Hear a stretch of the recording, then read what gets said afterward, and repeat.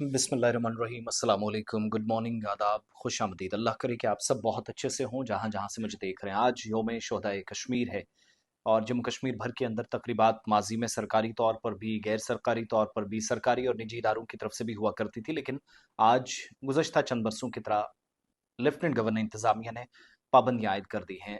हुक्मरान जमात national conference समेत मुतअद्दिद सियासी जमातें आज फातह ख्वानी के लिए जाना चाह रही हैं, लेकिन हमारे पास जो जानकारी है किसी को इजाज़त नहीं मिली है।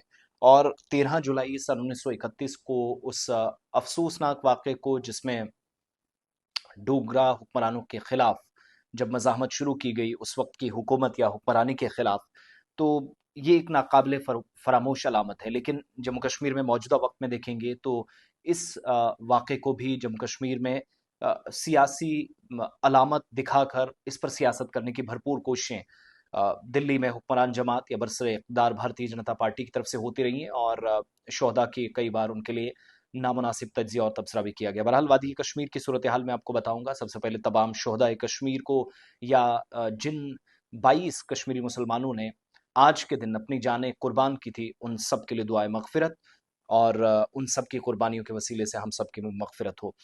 नेशनल कॉन्फ्रेंस का जो प्रोग्राम है, उसके मुताबिक जो रात देर गई उनका लेटर आया, उसमें वो लिख रहे हैं कि ए राहे हक के शहीदो, वफा की तस्वीरों, तुम्हें वतन की हवाएं सलाम कहती हैं। 13 जुलाई 2026, 96वां 96 योम शोहदा या मार्टियर्स डे।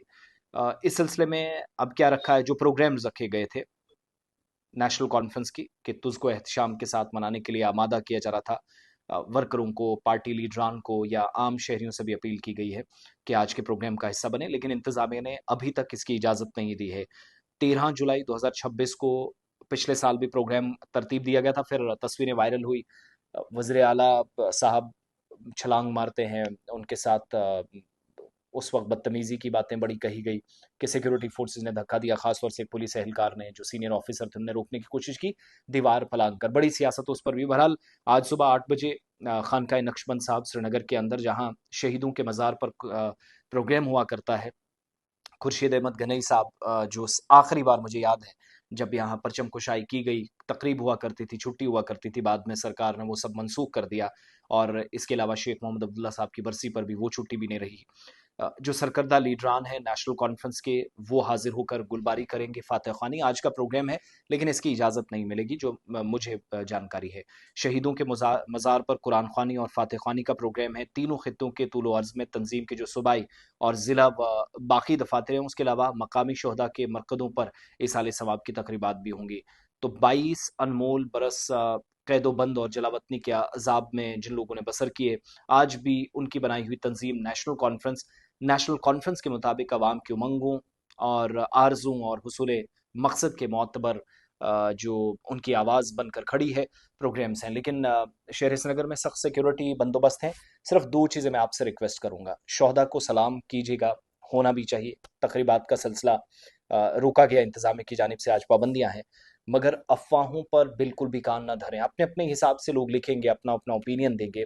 शोहदा के बारे में कोई ऐसी गलत या बदज़ुबानी ना कीजिए, ऐसे कलाम का इस्तेमाल ना कीजिएगा जो बाइस मुसीबत बने। और सोशल मीडिया पर बड़े सोच समझ कर, जब आप कोई प्रोग्राम, कोई हिस्टोरिकल बैकग्राउंड, किसी फैक्ट को चेक कर रहा हो, क्रॉस चेक करके उसके बाद इसको शेयर करने की कोशिश करें, बसूरत दिगर अल्लाह ना करे किसी के लिए मुसीबत बने।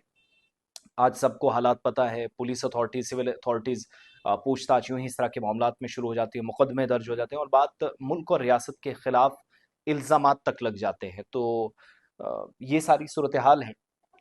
तो आज के दिन ज़रूर गमज़दा होकर शोहदा को सलाम पेश कीजिएगा।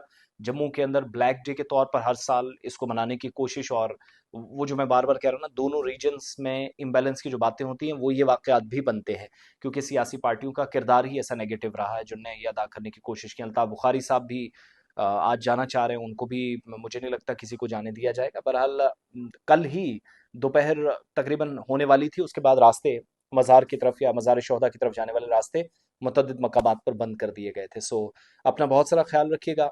शोहदा को सलाम करते हुए आपसे इजाज़त चाहूँगा, और साथ साथ उन तमाम लोगों की कुर्बानियों को भी याद रखिएगा जिनने मुल्क, कौम, इस मुआशरे के लिए, लोगों के लिए, जम्मू कश्मीर की सरजमीन के लिए अ, यहाँ पर जाम शहादत नोश फरमाया है या खून दिया है। उन तमाम लोगों को याद करें।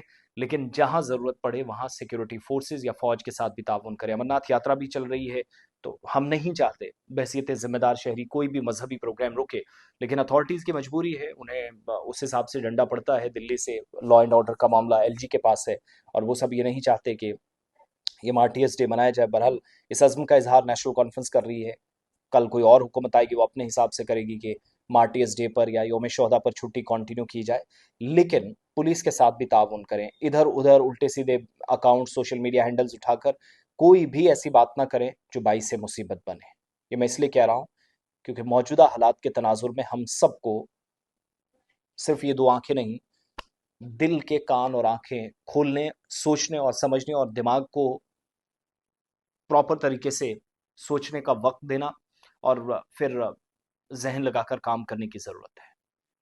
बाकी समझदार लोग हैं, सब जानते हैं, लेकिन सोशल मीडिया पर कोई कमेंट, कोई शेयर करना, कुछ भी करना, और चूंकि पाकिस्तान में भी बहुत प्रोपेगेंडा चलता है, वो योम शोहदा को कल से कुछ और दिन मैंने पढ़ा था कल के मनाने की तैयारी है नेशनल असेंबली में कहीं और। बहरहाल पीओजे के अंदर हालात क्या हैं, हम उन लोगों के लिए भी दुआ करें आज के दिन, और अपनी दुआओं का हिस्सा उन तमाम लोगों को बनाइएगा।